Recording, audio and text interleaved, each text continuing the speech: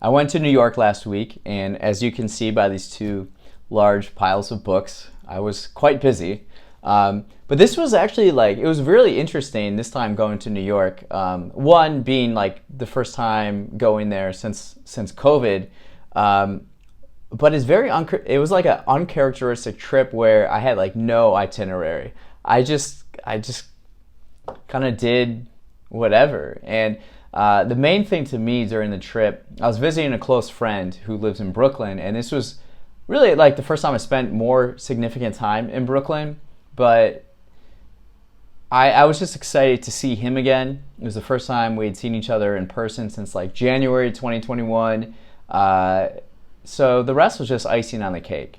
And I've discovered that I've been to New York enough times now where I don't feel like I have to go like do something. I don't know if this is like getting older or just, like I kind of know what I want and what I like to do. So it was more just like at my own pace, and I did pack lighter. I thought I would bring books back. How many books? 21 books back? I didn't think that, but a lot of times when I travel, and just whenever you get something when you're on a trip, it just kind of has a little bit more significance to it. So the other times I've gone to New York, I've spent money on books. I'll pay like $30 for a book, and that's about what this cost for 21 books this time. So I'm getting smarter. Right? And I thought it'd be super cool like the first day, I just had to kill some time in Brooklyn. So I got in, and in the afternoon, I was just like, I'll just Google like thrift stores, just see what kind of stuff they have in New York. And then I got this. Look at this. This was at, I think, the Goodwill in Brooklyn, one of the Goodwills, and it's Things Fall Apart, but this cover design is so cool. This is a really good book. I've enjoyed this book. I think this was printed in 1988. So we have that one, and then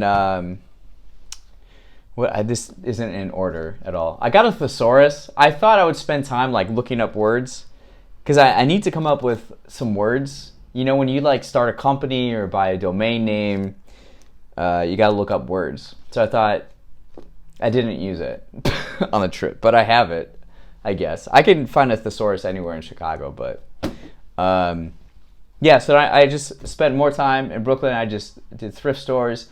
And then another day, I just went to Manhattan, and I just, from like Soho to like, East Village. Did I go to Upper West Side? I don't think so. Midtown, and then East Village. No, I was thinking Greenwich Village, yeah. I just did this kind of loop. I went to like 8 thrift stores. Some were good, some were bad, but obviously we got a decent haul. So let's talk about some of these books, right? This one, Innocence Abroad by Mark Twain. So this is about like going to Europe. And this is like the 1880s, 1890s. And just the view on America is quite different than it is today.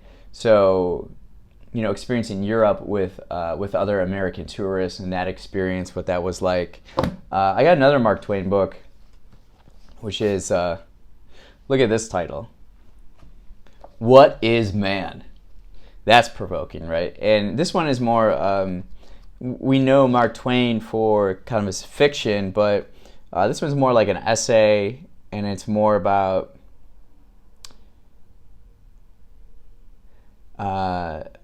in his opinion, some religious hypocrisy, pure altruism. Does it exist? It's really interesting. I feel like he's definitely like a humanist. Mark Twain and I are the same. What do you call the Myers-Briggs? So we're both ENFPs. And so I see a lot of similarities between us and like learning about him and watching his like biography on YouTube, stuff like that. So ENFPs, we love to just explore life and just like live it. And oftentimes ENFPs, we're a very fun hang. We're very fun people to be around. So we like to explore the world. We like to have fun. And a lot of times what we write is, or what we think is reflective because it's like real. It's like, we're experiencing the world, and this is what our world and our experience was like. That's how the kind of like our approaches are. It reflects like real life. Okay. This one is Theodore Roosevelt and the Rise of America as a World Power. Interesting. These are interesting books to find, aren't they? This is the Book of Bhima. I'm curious. I'm more curious about Eastern or like Indian religion and spirituality. So I saw this. I thought this would be a good read. This one is called Present Tense Machine by Gunhild Øyheim. I think it's definitely a Scandinavian name, like Norwegian. But get this. So I was like, so it's about, I think it's like futuristic. I'm not actually sure what it's about. But it says 22. Like it's, yeah, copyright. Okay, translation copy 2022. Who are you? So I thought that's very futuristic. It's not even out. Maybe I'm not even supposed to have this copy because it's not 2022 yet. Or is it? Okay. We got Art Lover. So this is the biography of Peggy Guggenheim. Peggy Guggenheim, millionairess, legendary lover, appalling parent, selective miser, one of the greatest and most notorious art patrons of the 20th century. I'm curious to learn more about her. I feel like in my life I'm gonna collect art and I want to like start a museum. So I think she would have some good insight because the Guggenheim Museum in New York is one of the premier art museums. So thought it'd be good. Brave New World. Doesn't hurt to have another copy of this around. You can tell by the cover it was designed in the 90s. Each of these covers, like when you go through books or like album art with music or movies, the artwork is very reflective of the decade, of the time. And so this is always, the 1990s has this like italicized fonts. I think it's really ugly. I think a lot of 90s art is ugly.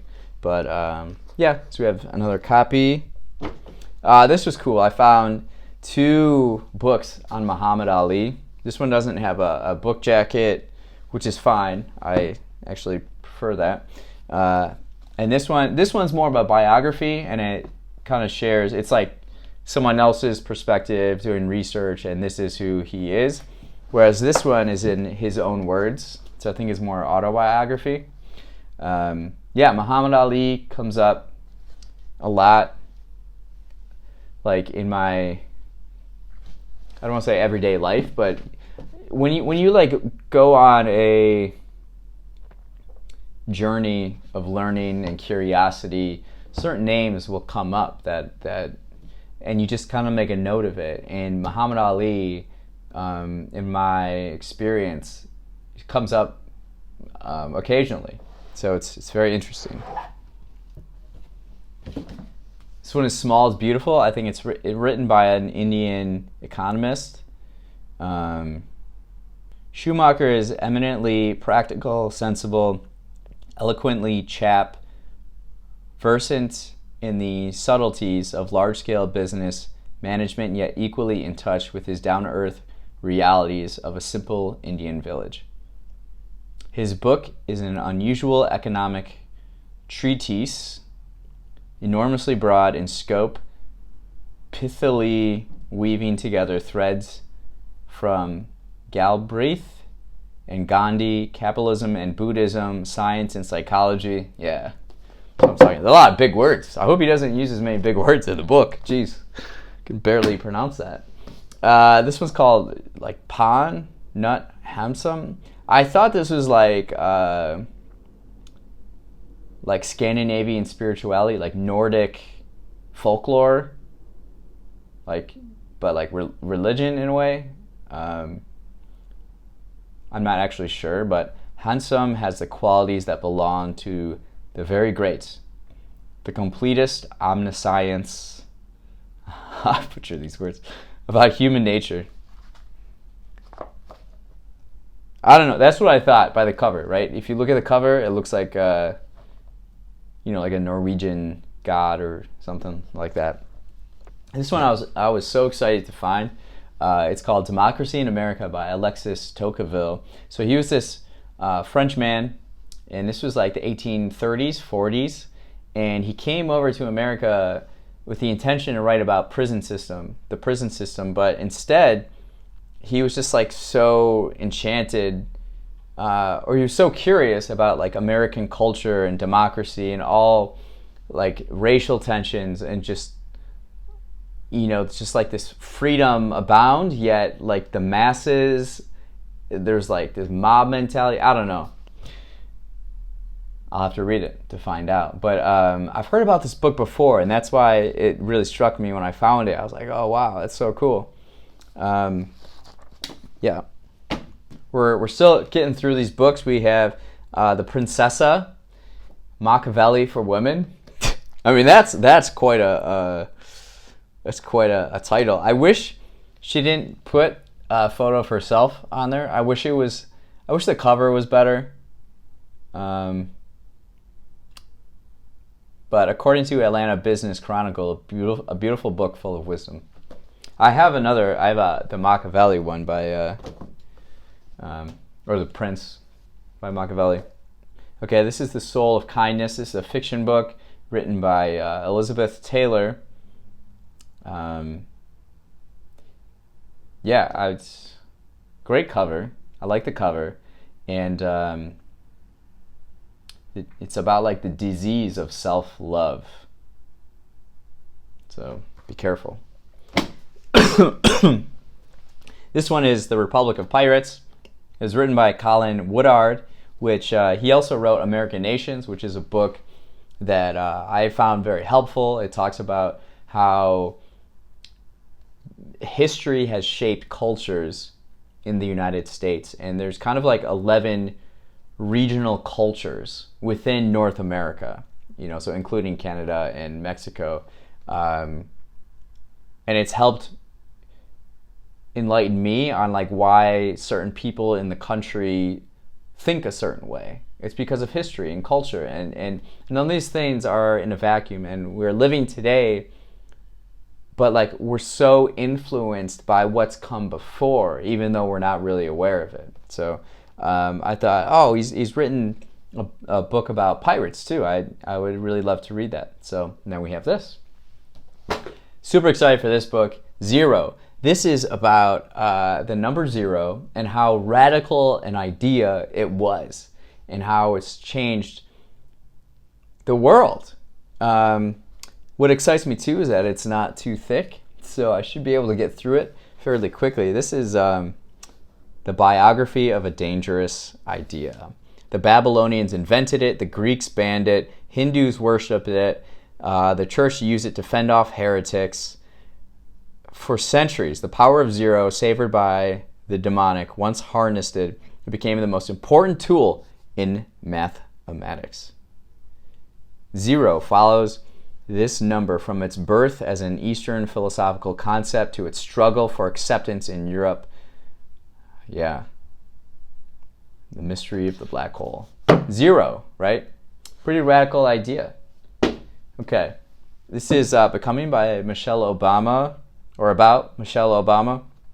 I've been looking for this book actually at thrift stores for quite a while. It seems like people like her more than Barack Obama, President Obama.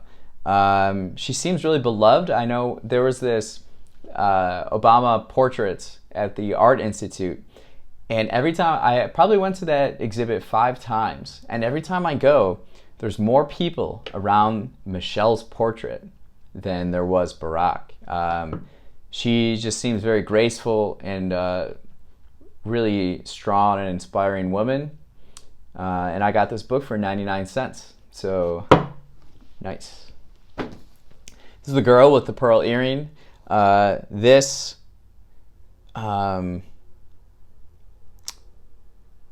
where I forget where the original artwork is, but this is like a fictional story about the woman in the painting. It's a very famous painting by Vermeer, and I don't know, historical fiction.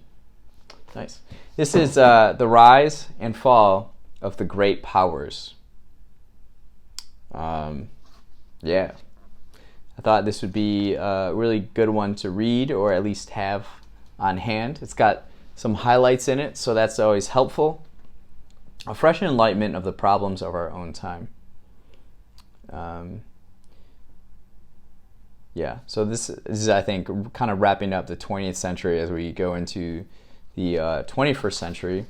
When was this? Okay, no. It's economic change and military conflict from 1500 to 2000.